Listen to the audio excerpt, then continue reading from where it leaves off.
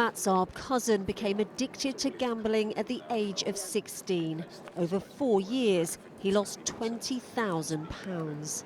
I went to the betting shops sometimes before school or college, sometimes during lunch breaks, after school, on the bus home. I used to have a school uniform in my sixth form and I used to go in that. I had maxed out numerous overdrafts, credit cards, student loans, anything, all the money I could get my hands on, I was gambling. And I got to the point where I sort of hit rock bottom and I wanted to take my own life. The report found 370,000 11 to 16-year-olds had gambled in the past week. Of those, around 25,000 children were described as problem gamblers. And the most common forms of gambling were fruit machines, placing private bets, or National Lottery scratch cards.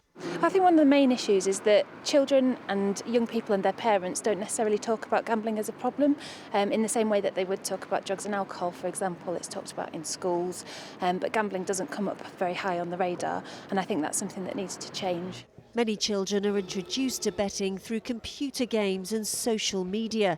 Matt says the government needs to do more. It does take government and regulation to step in and say, this is not acceptable. We don't think it's appropriate that you market gambling to children, which is what they're doing at the moment. Matt is now free of his addiction, but many children are gambling like he did.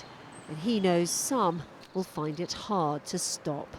Layla Hayes, 5 News.